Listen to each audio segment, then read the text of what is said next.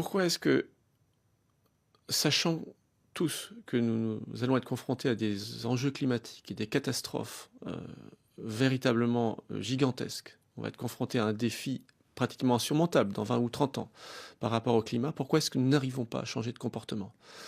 Pourquoi est-ce que peut-être certains arrivent à changer de comportement, mais à l'échelle mondiale, on est toujours dans une logique d'accroissement de la consommation et des émissions de gaz à effet de serre.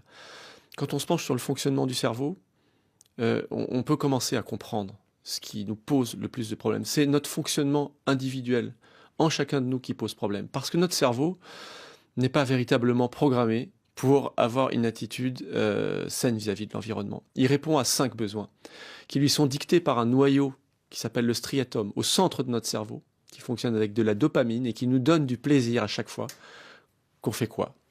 Qu'on mange, qu'on a des rapports sexuels, qu'on domine nos semblables, qu'on se hisse dans la hiérarchie sociale plus haut que nos semblables, qu'on capte le plus d'informations possible autour de nous et qu'on fait le moins d'efforts possible. Voilà.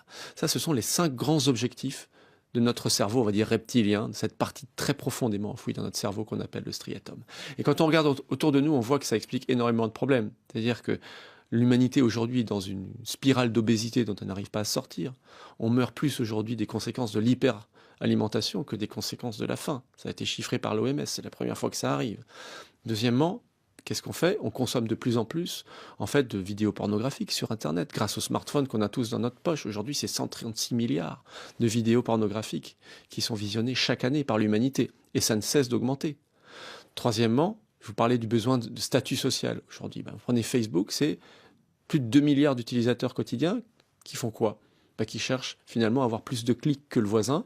Ça répond à un besoin finalement de se sentir valorisé par rapport aux autres. C'est aussi le fait qu'on va chercher à se sentir valorisé en achetant des marques, en ayant le dernier modèle suréquipé, une belle berline qui nous fait nous sentir plus important que les autres. Ça, c'est vraiment le statut social comme un renforceur essentiel de notre cerveau profond. Et puis enfin, c'est le besoin d'information. Notre cerveau à dopamine, là, qui nous donne du plaisir dans l'instant présent, il veut toujours plus d'informations. Et ça, il la trouve partout aujourd'hui. C'est les chaînes d'information continues, c'est les alertes email, c'est les textos, le fait qu'on est toujours en train de pianoter. On cherche toujours à nourrir notre cerveau d'informations et il n'y a pas de frein pour ça. Et puis enfin, c'est le fait qu'on a besoin de confort.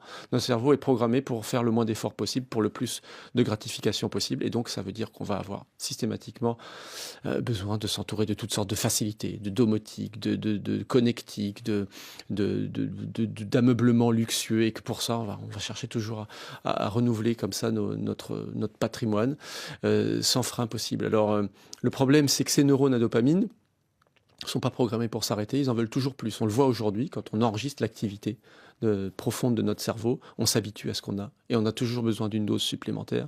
Deuxième problème de cette partie de notre cerveau, c'est qu'elle n'a pas la notion du temps. C'est-à-dire que quand on montre des objectifs lointains, catastrophiques, il ne prend pas en considération. Cette dopamine au cœur de notre cerveau ne prend en compte que l'instant présent.